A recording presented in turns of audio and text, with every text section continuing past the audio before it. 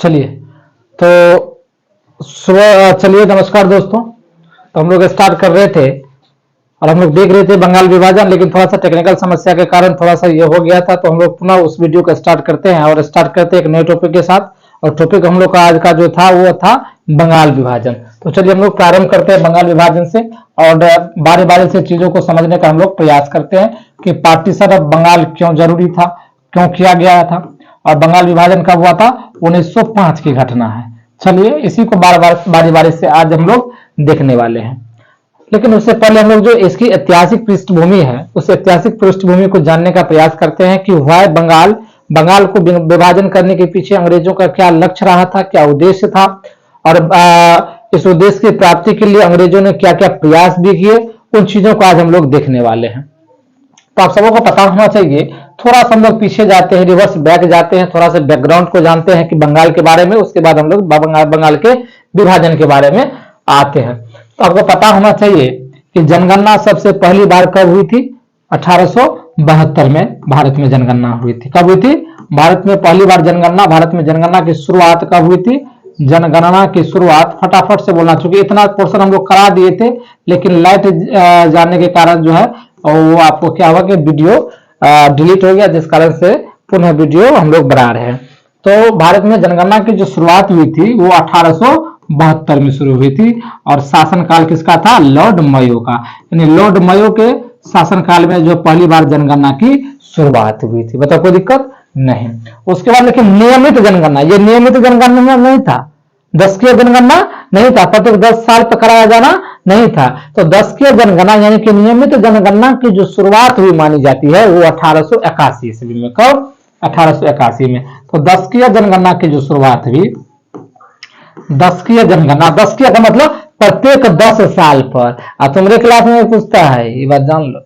तो दशकीय जनगणना, दशकीय जनगणना की शुरुआत, दशकीय जनगणना की शुरुआत, दशकीय जनगणना की शुरुआत हुई थी 1881 में। 1881 में।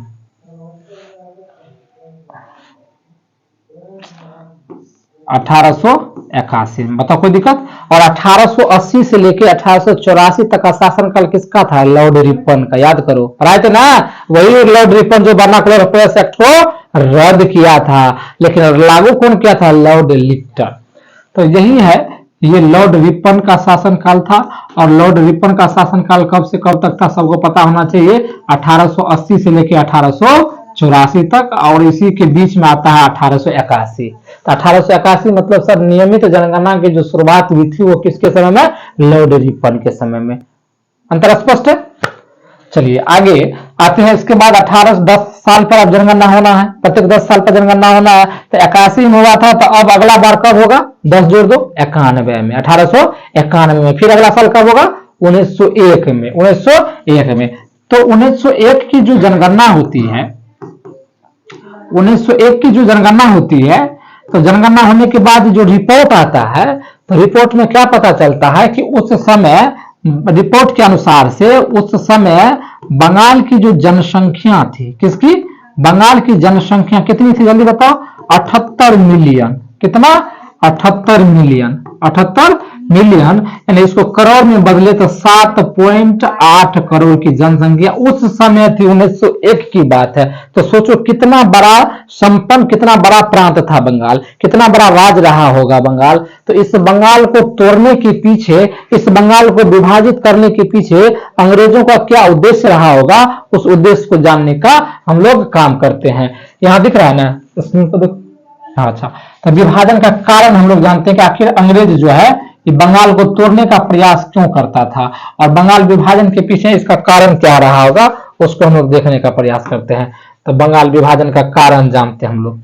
बंगाल विभाजन का कारण, विभाजन का कारण क्या रहा होगा, तो विभाजन के कारण को हम लोग जानते हैं। अंग्रेज सोचा कि जनसंख्या बहुत ज्यादा है, जनसंख्या बहुत ज्यादा है, तो यहाँ शासन प्रशासन को देखने में थोड़ा सा कठिनाइयों का सामना इनको करना पड़ रहा था। तो सोचा यदि इसको 2 पार्ट में बांट देते हैं, एक पूर्वी बंगाल और एक पश्चिमी बंगाल में बांट देते हैं, तो शासन प्रशासन करने में थोड़ा सुविधा होगा। तो सुविधा के दृष्टिकोण से प्रशासन को थोड़ा सा आसानी ढंग से चलाया जा सके, उसको चलाने हेतु क्या किया गया, बंगाल का विभाजन करने की बात इसके मन में आया, यानी लॉर्ड कर्जन के मन में आया, और कह सकते हैं कि अंग्रेजी सरकार के मन में आया कि बंगाल का विभाजन दो भाग में कर दिया जाए कि शासन प्रशासन वहां आसानी से कर सके। तो पहला कारण क्या था कि प्रशासनिक तौर पर क्या कर सकते हैं कि प्रशासन को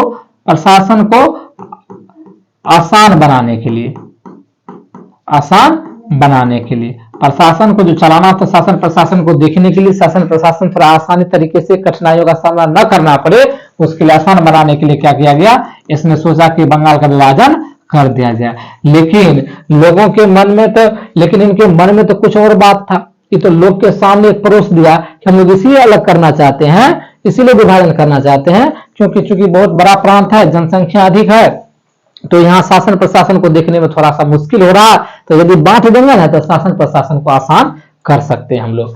लेकिन दूसरा जो सबसे बड़ा कारण था, जो इसका उद्देश्य भी था कि बंगाल उस समय चूंकि जनसंख्या सबसे अधिक था और जनगणना के अनुसार से रिपोर्ट भी आया था, तो जनसंख्या अधिक रहने के कारण, और बंगाल, दूसरी बात की बंगाल जो है एक क्रांतिकारियों का गढ़ बना हुआ था। सबसे अधिक क्रांतिकारी नेता इसी बंगाल में जन्मे भी थे और उसी बंगाल से पनपते थे।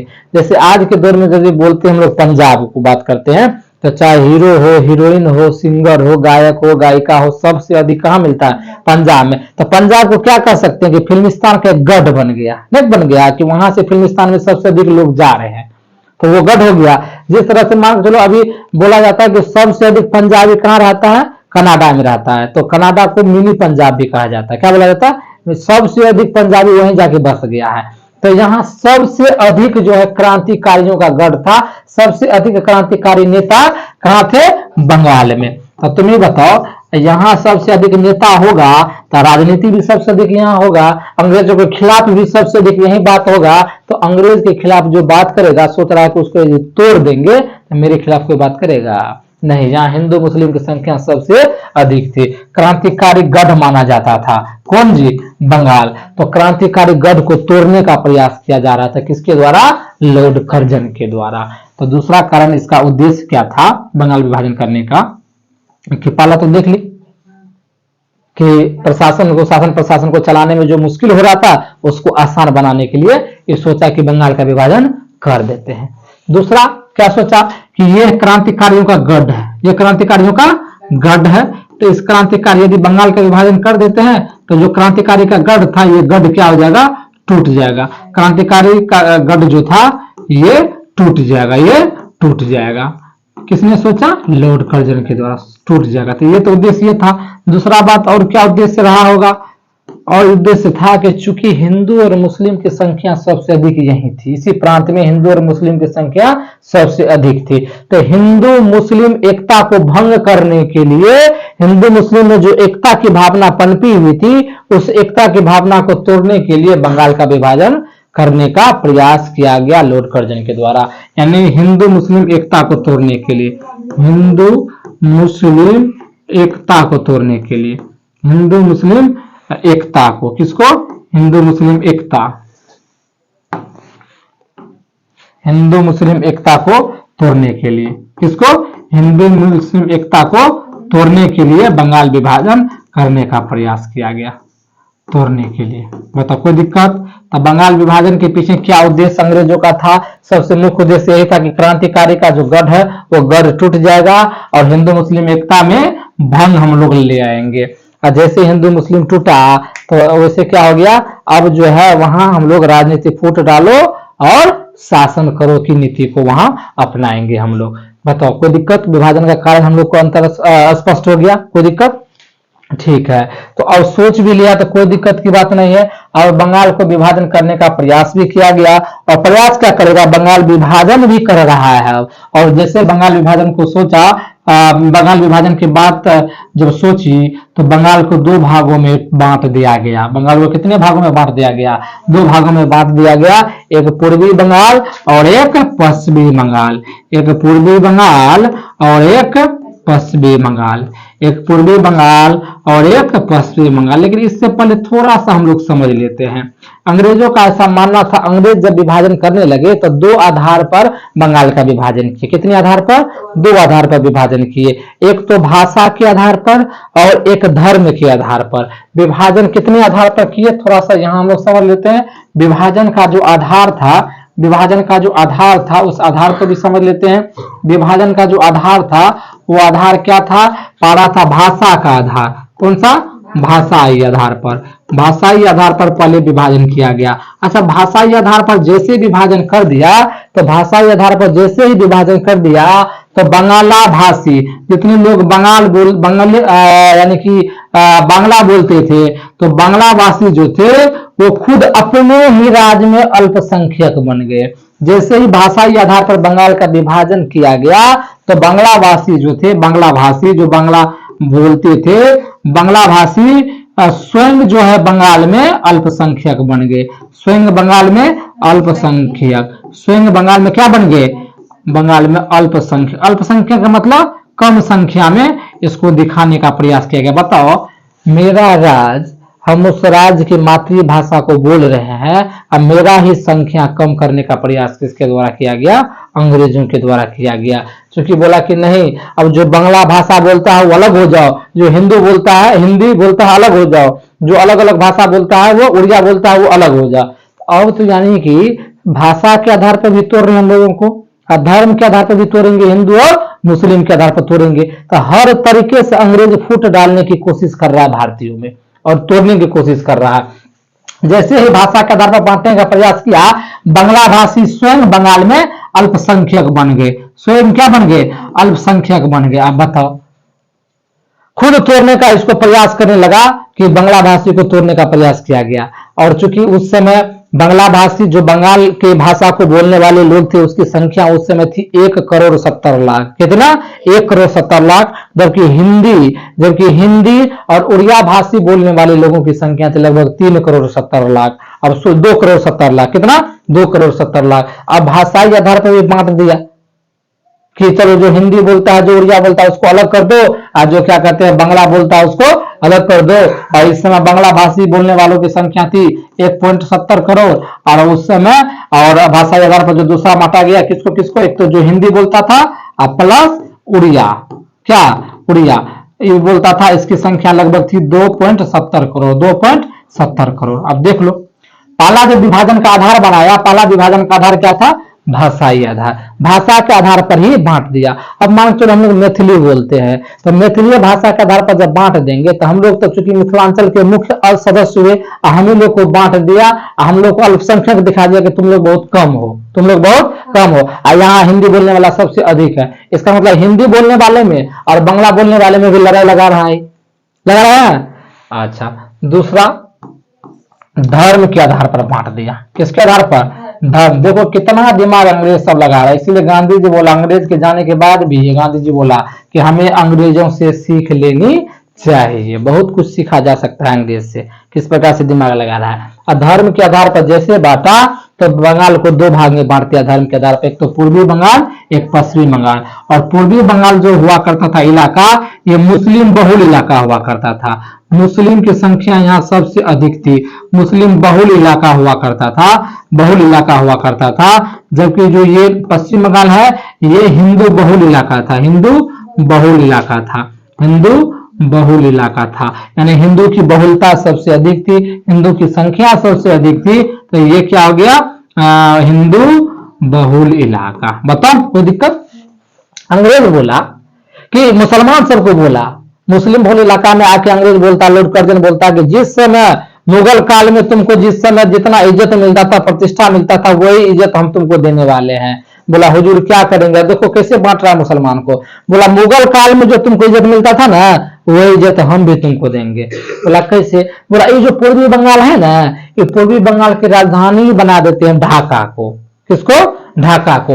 अब तुमको, अब तुम्हारा अपना एक राज बन जाएगा, अब उस राज का राजधानी बन जाएगा। तो बताओ कितना मुसलमान को जो है ना, बोला कि अब मुसलमानों का यहाँ हक्का बक्का बोलने वाला है। मुसलमान को क्या कर रहा है? तोड़ने का कोशिश कर रहा है। मुसलमानों को क्या कर रहा है? एक तरफ से इसको चढ़ा बढ़ा रहा है। कौन? Lord Curzon. बोला इसकी राजधानी तुमको कहाँ बना देते हैं? ढाका बना देते हैं। और पश्चिमी बंगाल की राजधानी जो हिंदू बहुल, इसकी राजधानी कहाँ बनाया गया था? कलकत्ता। कहाँ? कलकत्ता। और निश्चित रूप से है, चूंकि हिंदुओं की संख्या उस समय भी अधिक थी, अभी भी हिंदुओं की संख्या अधिक है, अभी भी हिंदुओं की संख्या अधिक है। बताओ यहां तक समझने में कोई दिक्कत नहीं। बंगाल को कितने भागों में बांटा गया? कितने भागों में? ये जो बंगाल का विभाजन पूर्वी बंगाल और पश्चिमी बंगाल था, ये क्या भाषाई आधार पर था कि धर्म के आधार पर? धर्म के आधार पर, चूंकि ये मुस्लिम बहुल इलाका था, जबकि ये क्या था? हिंदू बहुल इलाका था। तो पश्चिमी बंगाल की राजधानी कहां बनाया गया? जबकि पूर्वी बंगाल की राजधानी कहां बनाया गया? ढाका। यही ढाका आज के डेट में बांग्लादेश की राजधानी भी है। किसकी राजधानी? बांग्लादेश की राजधानी भी है। बांग्लादेश की राजधानी है। और उस समय पूर्वी बंगाल की राजधानी, उस समय पूर्वी बंगाल की जो जनसंख्या हुआ करती थी वो 3.1 करोड़ हुआ करती थी। कितना? 3.1 करोड़। अब सोच लो, उसमें पूर्वी बंगाल की राजधानी, पूर्वी बंगाल की जनसंख्या 3.1 करोड़, जबकि पश्चिमी बंगाल जो कि हिंदू बहुल इलाका था, पश्चिमी बंगाल क्या था? हिंदू बहुल इलाका था, तो निश्चित रूप से इसकी जनसंख्या सबसे अधिक होगी, आज भी अधिक है। और इसकी जनसंख्या उस समय हुआ करती थी 5.4 करोड़। कितना? 5.4 करोड़। अभी भी देखो हिंदुस्तान में हिंदुओं की संख्या सबसे अधिक है कि नहीं है? बताओ कोई दिक्कत?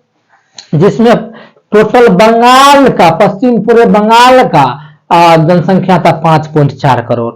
तो इसमें कुछ हिंदू भी हो सकता है, कुछ मुसलमान भी हो सकता है। तो हिंदू की जनसंख्या 5.4 करोड़ में हिंदू की जनसंख्या अकेले 4.2 करोड़ थी। इसमें सोच लो कितना अकेले हिंदुओं की संख्या, पूरे जनसंख्या में हिंदुओं की संख्या कितना थी? 4.2 करोड़। अब 5.4 करोड़ में से 4.2 करोड़ घटा देगी तो जो बच जाएगा वही मुसलमान की जनसंख्या होगा। कोई दिक्कत? टोटल मान का जनसंख्या था पश्चिम बंगाल का 5.4 करोड़, उसमें अकेले हिंदू कितना रहता था?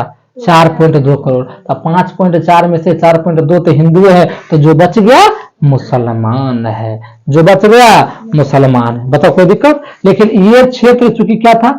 मुस्लिम बहुल इलाका था, तो इस क्षेत्र में मुसलमान की संख्या सबसे अधिक होगी। तो कुल जनसंख्या पूर्वी बंगाल का हुआ करता था 3.1 करोड़, 3.1 करोड़। तो उसमें कितना था हिंदू? तो इसमें हिंदू था 1.2 करोड़ और मुसलमान था 1.8 करोड़। तो मुसलमान, चूंकि ये मुस्लिम बहुल इलाका है, तो मुस्लिम की संख्या भी अधिक होगी। और मुस्लिम जो इसमें कितना हुआ करता था? 1.8 करोड़, 1.8 करोड़। जबकि हिंदू कितना हुआ करता था? हिंदू कितना हुआ करता था? इधर गया। हिंदू कितना हुआ करता था? हिंदू हुआ करता था कितना? 1.2 करोड़, 1.2 करोड़। तो बताओ इसमें किसका जनसंख्या ज्यादा हो गया? मुस्लिम का। इसीलिए पूर्वी बंगाल मुस्लिम बहुल इलाका कहा गया, जबकि पश्चिमी बंगाल जिसकी राजधानी कलकत्ता थी वो हिंदू बहुल इलाका, चूंकि हिंदुओं की संख्या सबसे अधिक थी। बताओ कोई दिक्कत नहीं। अब आते हैं कि अब महत्वपूर्ण बात को लेकर हम लोग आने वाले हैं और समझते हैं। अब बंगाल का विभाजन होने का तो प्रस्ताव पारित किया जाएगा, बंगाल विभाजन की घोषणा की जाएगी और बंगाल विभाजन लागू कब से होता है उस चीजों के बारे में हम लोग जानने का प्रयास करते हैं। कोई दिक्कत? चलो और देख लो किस किस प्रकार से कोशिश किया जा रहा है पूरे बंगाल को तोड़ने का, पूरे बंगाल को तोड़ने का। तो तारीख है 19 जुलाई 1905 की वो तारीख, जिस तारीख को बंगाल विभाजन को लेकर जो है प्रस्ताव क्या किया गया? पेश किया गया। 19 जुलाई, याद रखना डेट। ये बहुत चार जो डेट लिखा रही है बहुत वीवीआई डेट है, बहुत वीवीआई है। और ये कभी पूछा भी जाता है, हर एग्जाम में पूछा जाता है कि बंगाल विभाजन को लेकर प्रस्ताव कब पेश किया गया था। ये बंगाल विभाजन को लेकर के प्रस्ताव, बंगाल विभाजन को लेकर के, बंगाल विभाजन का प्रस्ताव, बंगाल विभाजन का प्रस्ताव पेश किया गया था। प्रस्ताव कब पेश किया गया था? तो 19 जुलाई 1905 को। तारीख बहुत इंपॉर्टेंट है, ये इतिहास है और ये मॉडर्न हिस्ट्री है। जब हम लोग भारत में क्रांतिकारी आंदोलन, राष्ट्रीय स्वतंत्रता आंदोलन पढ़ेंगे तो राष्ट्रवादी आंदोलन के 3 चरण पढ़ते हैं। कितने चरण? 3 चरण। एक होता है उदारवादी चरण, फिर होता है उग्र राष्ट्रवादी चरण और तीसरा होता है गांधी युग। तो अभी जो पढ़ रहे हैं, जितने भी आंदोलन पढ़ रहे हैं, ये उग्र राष्ट्रवादी चरण के हिस्से हैं। थोड़ा सा हम लोग यहाँ से हम लोग थोड़ा सा बता देते हैं कि कौन चरण पढ़ रहे हैं। भारत में जो राष्ट्रीय आंदोलन हम लोग पढ़ रहे हैं तो राष्ट्रीय आंदोलन के भी चरण है। राष्ट्रीय आंदोलन को 3 चरणों में बांट के पढ़ते हैं। राष्ट्रीय आंदोलन को कितने चरणों में बांट के पढ़ते हैं? 3 चरणों में। समझ ले तो थोड़ा फटाक से। पहला चरण को हम लोग बोलते हैं उदारवादी युग। कौन सा? उदारवादी। उदारवादी युग। अच्छा, उदारवादी युग का मतलब हो गया कि प्रेम से या प्रार्थना करेंगे अंग्रेजों के सामने, याचना करेंगे, प्रोटेस्ट करेंगे कि सरकार मेरी बात को आप मान लीजिए। एक गाल देंगे, मारेगा तो दूसरा गाल भी दे देंगे, लेकिन मान लीजिए बात। उस युग को बोलते हैं उदारवादी युग। कौन सा? उदारवादी युग। बताओ कोई दिक्कत? उदारवादी युग। एक होता है आपको उग्र राष्ट्रवादी, उग्र राष्ट्रवादी युग। यहां बेसिकली 1885 से लेकर के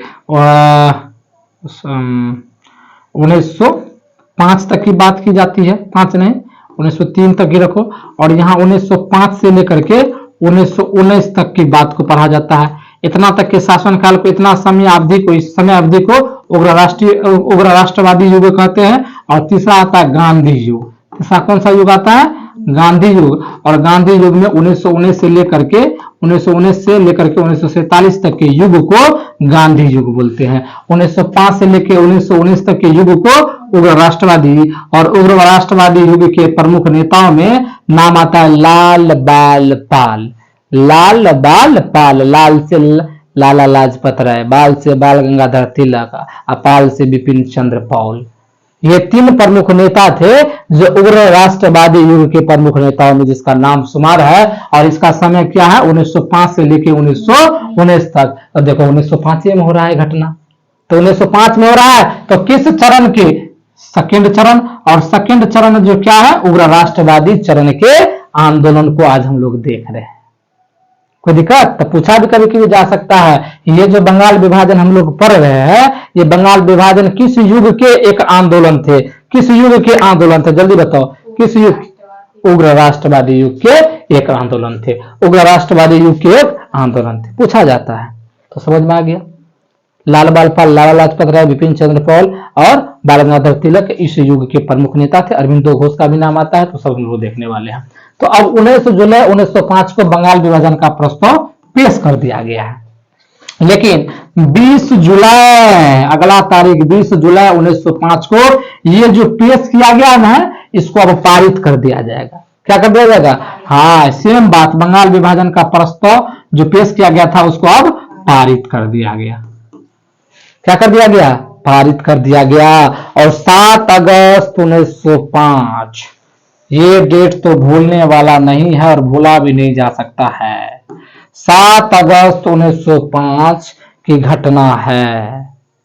7 अगस्त 1905 को क्या किया गया कि बंगाल विभाजन का जो प्रस्ताव था, वो प्रस्ताव को क्या किया गया? एक तो कलकत्ता के, पहली बात तो कलकत्ता के टाउन हॉल में विचारा गया कि अब बंगाल विभाजन लागू कर देना चाहिए। बंगाल विभाजन लागू कर देना चाहिए। और कलकत्ता के टाउन हॉल में मीटिंग करवाया जाता है। कहाँ? कलकत्ता के टाउन हॉल में।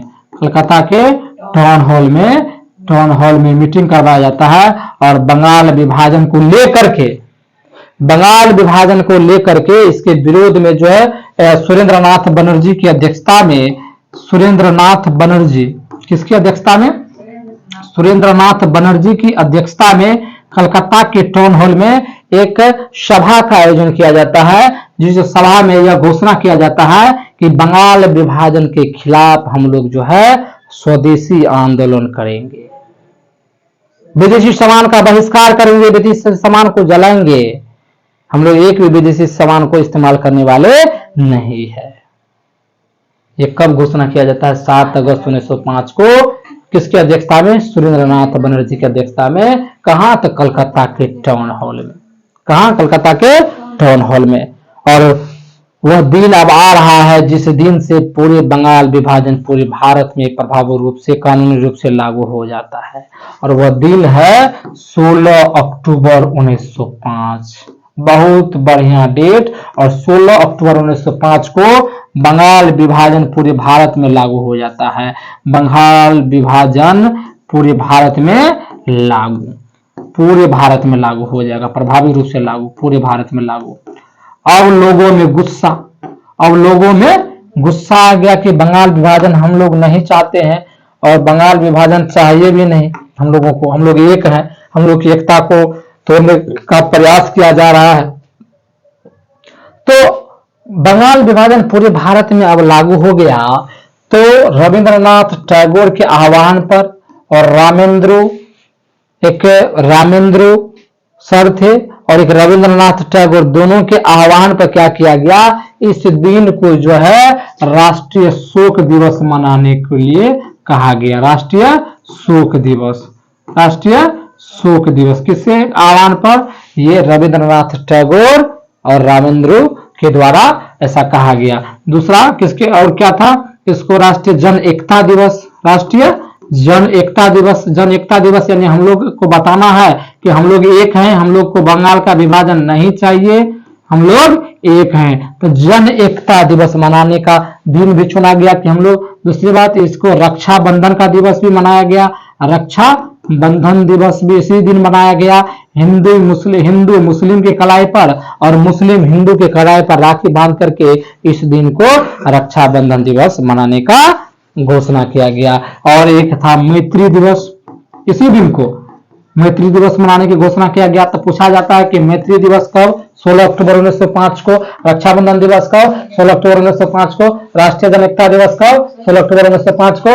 राष्ट्रीय शोक दिवस कब, 16 अक्टूबर 1905 को। खाली शोक दिवस को छोड़ करके ये जितने भी दिवस है ये किसके आह्वान पर, ये सभी रविंद्रनाथ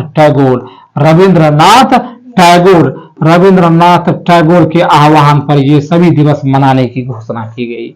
लोगों से आह्वान किया गया कि आप ये सभी दिवस मनाइए, किसके कहने पर, रविंद्रनाथ टैगोर के आह्वान पर, रविंद्रनाथ टैगोर के कहने पर, रविंद्रनाथ टैगोर के कहने पर इन तीनों दिवसों को मनाने की घोषणा की गई। लोगों से आह्वान किया गया कि आप ये दिन आप मनाइए, आप ये दिन मनाइए। मतलब कोई दिक्कत नहीं। तो ये बंगाल विभाजन का एक कहानी था बेसिकली, जिसको हम लोग देखने का प्रयास किए। और 7 अगस्त 1905 को कलकत्ता के टाउन हॉल में सुरेंद्रनाथ बनर्जी की अध्यक्षता में एक बैठक आयोजित की जाती है और इस बैठक में यह घोषणा किया जाता है कि हम लोग जो है इस बंगाल विभाजन के खिलाफ स्वदेशी आंदोलन चलाएंगे। क्या चलाएंगे, स्वदेशी आंदोलन चलाएंगे, विदेशी सामान का बहिष्कार करेंगे और जो वहां से सामान आ रहा है, चाहे कपड़ा आ रहा हो, कुछ भी आ रहा हो, उस चीज को हम लोग इस्तेमाल करने से मना करेंगे, इस्तेमाल करने से मना करेंगे। बताओ यहां तक किसी को कोई दिक्कत नहीं। तो अब 7 अगस्त 1905 को क्या हुआ कि बंगाल विभाजन के खिलाफ में कलकत्ता के टाउन हॉल में सभी लोग एकत्रित हुए, सभा का आयोजन किया गया। सभी लोग वहां से बोले कि अब इसके खिलाफ हम लोग क्या चलाने वाले हैं, स्वदेशी आंदोलन चलाएंगे। कौन सा आंदोलन चलाएंगे, स्वदेशी आंदोलन चलाएंगे या बहिष्कार। दूसरा बहिष्कार यानी विदेशी सामान का बहिष्कार करेंगे, तो बहिष्कार आंदोलन चलेंगे। क्या चलेंगे, बहिष्कार आंदोलन चलेंगे। यह घोषणा कब किया गया, 7 अगस्त 1905 को कलकत्ता के टाउन हॉल मैदान में, कलकत्ता के टाउन हॉल में। मतलब कोई दिक्कत, तो यहां तक उतार लेना है। उसके बाद देखो इस बंगाल विभाजन को लेकर के अलग अलग लोगों के द्वारा जो टिप्पणियां की गई थी, जो स्टेटमेंट दिया गया था, उस स्टेटमेंट को भी कई बार पूछा जाता है, उस स्टेटमेंट को भी कई बार पूछा जाता है। एक स्टेटमेंट आता है इसके खिलाफ बंगाल विभाजन को लेकर के कि बंगाल विभाजन एक निर्मम भूल थी, बंगाल विभाजन एक निर्मम भूल थी। किसने कहा था, पूछा जाता है, तो गोपाल कृष्ण गोखले। बंगाल विभाजन एक निर्मम भूल थी, किसने कहा था, गोपाल कृष्ण गोखले। बंगाल विभाजन एक निर्मम भूल थी, बंगाल विभाजन एक निर्मम भूल थी, निर्मम भूल थी, भूल थी। किसने कहा था, गोपाल कृष्ण गोखले। पूछा जाएगा और कल पूछेंगे भी, गोपाल कृष्ण गोखले, गोपाल कृष्ण गोखले, खोखले नहीं, गोखले, गोखले, गोपाल कृष्ण गोखले।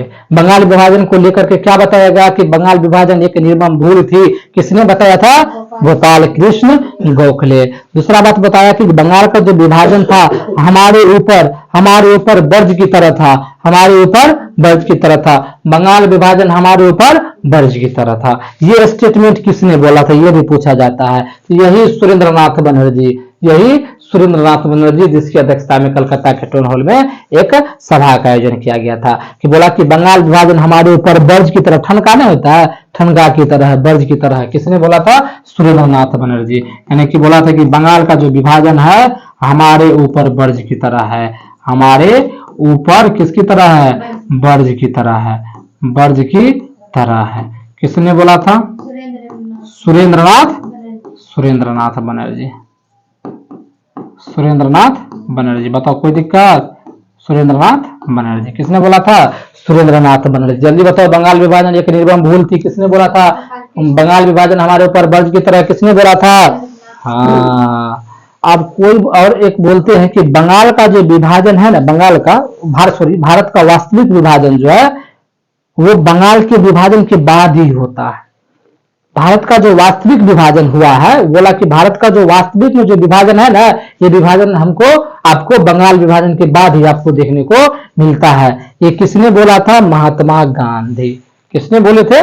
महात्मा गांधी के द्वारा बोला गया था ऐसा स्टेटमेंट कि भारत का जो वास्तविक विभाजन है वो आपको बंगाल विभाजन के बाद ही देखने को मिलता है। भारत का जो वास्तविक विभाजन है वो बंगाल विभाजन के बाद ही देखने को मिलता है। भारत का वास्तविक जो विभाजन है, वास्तविक विभाजन ये बंगाल विभाजन के बाद ही हुआ है।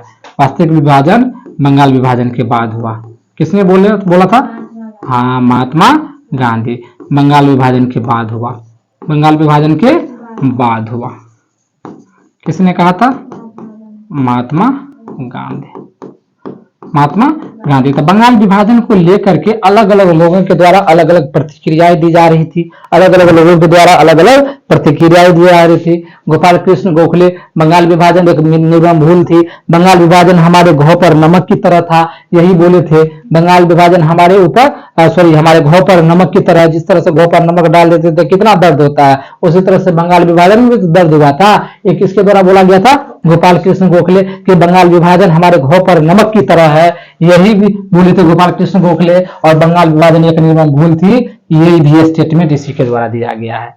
तो बंगाल विभाजन हमारे घाव पर नमक की तरह था, बंगाल विभाजन हमारे घाव पर, बंगाल विभाजन हमारे घाव पर, बंगाल विभाजन हमारे घाव पर नमक की तरह था, हमारे घाव पर नमक की तरह था, हमारे घाव पर नमक की तरह था, नमक की तरह था। किसने बोला था? गोपाल कृष्ण गोखले, गोपाल कृष्ण गोखले, गोपाल कृष्ण गोखले, गोपाल कृष्ण गोखले। कोई दिक्कत? अब बंगाल विभाजन का जो है गुस्सा है प्रत्येक भारतीयों के मन में उठता है, प्रत्येक भारतीय के मन में उठ रहा है। देश के अलग अलग कोनों में इस विभाजन को लेकर के लोगों की अलग अलग प्रतिक्रियाएं हो रही थी, लोग अलग अलग आंदोलन कर रहे थे, लोग अलग अलग जनसभाएं का आयोजन करने लगे थे, ठीक है ना। तो लोग नंगे पैर चलते हुए वंदे मातरम गीत गाते थे, वही वंदे मातरम लोग अमार सुमाल बांग्ला में गाने लगे थे, जो बाद में जाके यही बांग्लादेश का राष्ट्रीय गीत बन गया था। तो लोग नंगे पांव चलते हुए वंदे मातरम गीत गाते थे। क्या गाते थे? वंदे मातरम नामक गीत गाते थे। चलो यहां तक जल्दी फटाक से ही कर लेना है।